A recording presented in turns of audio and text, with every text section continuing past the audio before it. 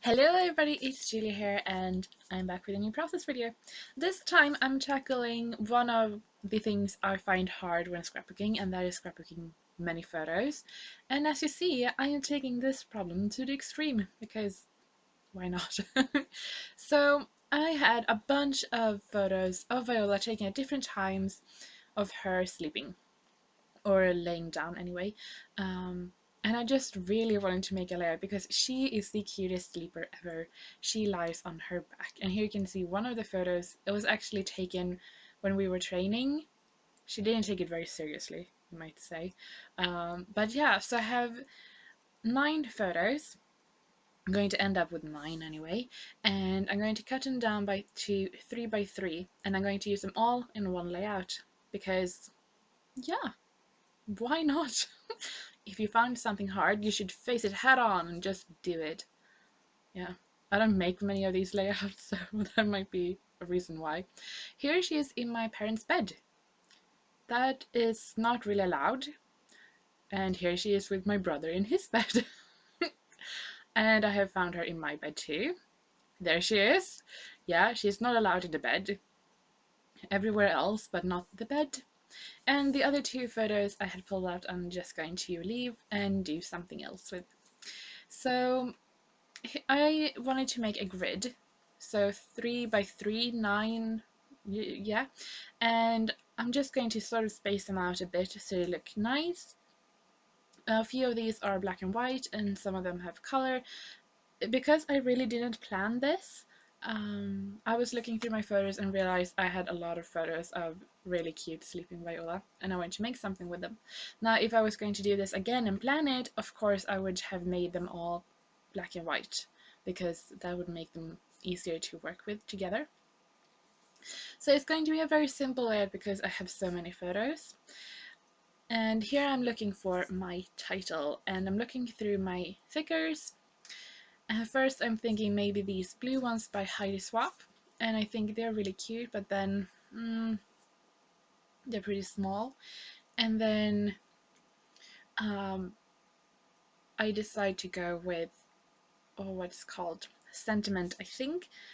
It's gold foiled and it is my favorite font so far.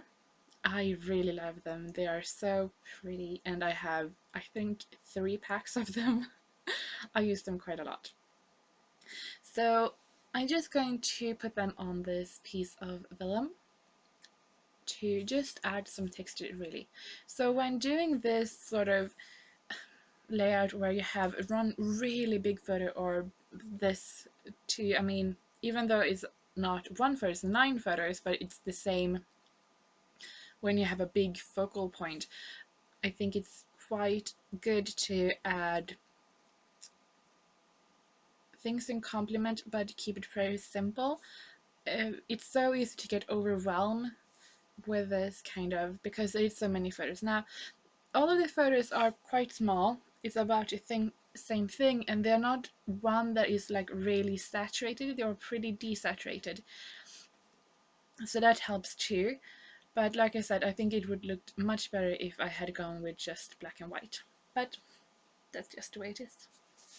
So my plan is to put my title at the bottom, and then I'm going to add in some ephemera from the Bloom collection, and that's just to partly add a bit more, because right now, I mean, fairly, it looks pretty boring, but also so that helps to sort of help the eye focus. So if it looks at a cluster of something, we say flora in my case, you're going to make the eye help to focus in and sort of guide it a little bit. So I'm going to add 3 tiny clusters on this, like where is some more empty spaces. I'm also going to add the gold thickers a bit more. I'm going to use the said, the sleeping signs, just to really emphasize what this is about. So I'm working with that, and yeah, going to add my photos, all done, and I added my flowers. So I tucked them in a little bit and I cut some, and yeah, so you can sort of see it helps to make it a bit more interesting, really. I'm using my fine line bottle with multimedia matte to add some butterflies, and I just put the glue in the center of the butterflies. I am also adding some of these lavender hearts because partly it goes really well with the collection and partly because I love lavender. So going to need some gold Heidi Shine because we need gold Heidi Shine. And you shake it up.